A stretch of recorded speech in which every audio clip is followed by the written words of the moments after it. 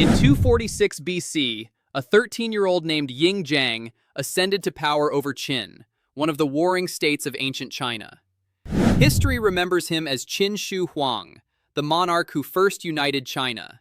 He defeated rival kingdoms, unified the empire's script, money, and legal systems, and laid the groundwork for the Great Wall. Yet these achievements brought no peace. He faced an enemy he could not defeat: death. He dispatched scholars and sorcerers throughout the empire in pursuit of the busi, a legendary substance said to make a person immortal. He commanded royal alchemists to brew a potion for everlasting life. They delivered a mixture crafted from cinnabar, a red ore that yielded liquid mercury. Chinese alchemists regarded mercury as supernatural. It moved like water yet gleamed like metal, embodying power and undying life. The emperor consumed it daily for years. Simultaneously, he prepared for eternity. He commissioned an underground tomb that took 39 years and 700,000 laborers to build.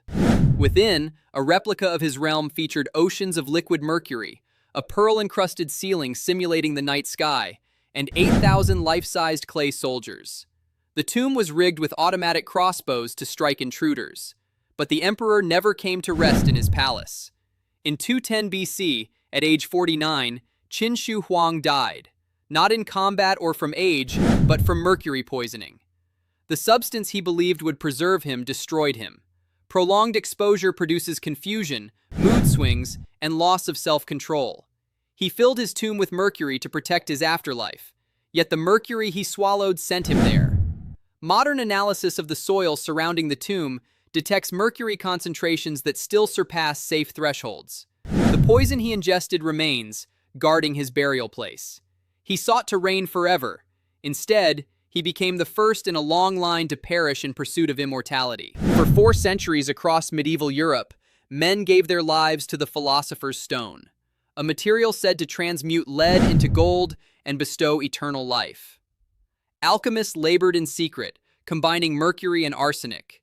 They believed transformation proceeded through colors: black, white, yellow, and finally red. That red stone was the pinnacle, capable of converting base metal into gold and producing a life-giving elixir. Among the famous names is Nicolas Flamel. A 14th century Parisian manuscript dealer, Flamel accumulated wealth through commerce. When he died in 1418, he was interred in a church. 2 centuries later, a book claimed Flamel had unlocked the secret, decoding a manuscript with his wife, Perenelle. None of this was fact. No evidence suggests the real Flamel engaged in alchemy. But others did not escape so harmlessly. Paracelsus, a Swiss physician born in 1493, experimented on himself. He held that mercury, sulfur, and salt were the components of matter. While he is the father of toxicology, he drank his own concoctions and worked with mercury continuously. In 1541, at 48, he died. His symptoms, tremors, memory loss, and kidney failure, were consistent with mercury poisoning. Alchemists knew mercury caused madness and death, yet they pressed on. They heated cinnabar, blended arsenic into potions, and breathed poisonous vapors. Some suffered tremors so severe they could not hold instruments. Many died in solitude, destroyed by materials they believed would redeem them. The expression, "mad as a hatter," traces to hat makers who lost their minds using mercury.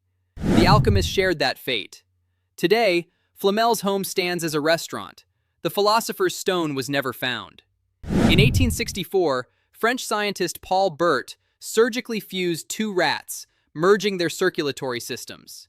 In the 1950s, gerontologist Clive McKay connected aging rats to young ones. The older rats lived longer. In 2005, Stanford researchers paired elderly mice with young ones.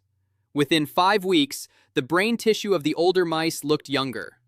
By 2014, findings showed young blood improved cognitive function and stimulated stem cells. Silicon Valley took notice. In 2016, Jesse Karmazin launched Ambrosia. For $8,000, clients received plasma from teenagers. Karmazin framed it as a trial, but there was no control group, and participants paid for enrollment. Ambrosia expanded across the U.S.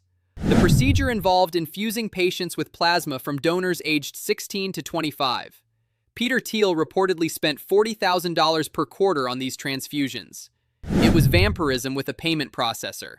Legitimate scientists were appalled. Tony Weiss-Corray, whose research inspired the work, condemned Ambrosia for exploiting hope.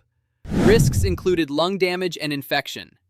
In 2019, the FDA issued a warning, describing young blood transfusions as dangerous and without medical benefit. Ambrosia closed, but Karmazin launched IV plasma, offering identical treatments for $12,000. Researchers continue work through trials for Alzheimer's, but the harm was done. The hope of recaptured youth became a Silicon Valley con. In Scottsdale, Arizona, more than 200 bodies are suspended inside metal vessels filled with liquid nitrogen, frozen at -196 degrees Celsius. Families believe they will return. In 1962, Robert Ettinger published The Prospect of Immortality, proposing that bodies frozen after death might be restored by future medicine. In 1967, James Bedford became the first to undergo the process. His body was injected with antifreeze and packed in dry ice. His remains stay frozen at the Alcor Life Extension Foundation. Roughly 600 people have been cryopreserved, with thousands registered. Preservation at Alcor costs $220,000. While lore claims Walt Disney is frozen, he was cremated in 1966. One famous name, however, is there: Ted Williams. After he died in 2002, his body was sent to Alcor despite family disputes. Allegations later surfaced that his head was mishandled. Today, Williams and his son are preserved at Alcor, though only their heads. The science remains uncertain. No one has been brought back. Ettinger died in 2011 and was preserved at his own institution. They wait in the cold. In 2018, startup Nectome pitched a plan to preserve brains so they could be scanned and transferred into a computer. The catch: the procedure was guaranteed to kill you. To preserve a brain for uploading, Nectome required it to be fresh, pumping embalming fluid through the arteries while the patient was alive until the brain solidified like glass. 25 people enrolled, including Sam Altman. Nectome won prizes for preserving a pig's brain, but they had no plan for uploading. They sold death backed by an unfulfilled promise. The dream endures.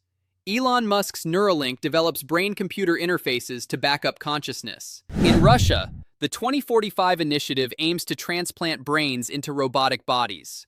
None of it has come to pass. The technology does not exist. The philosophical challenge is deeper. If your mind is uploaded, is it genuinely you or a copy? If the upload awakens while you are gone, who won? We do not understand what consciousness is. Until we do, mind uploading is an expensive method of dying for the chance of becoming something different.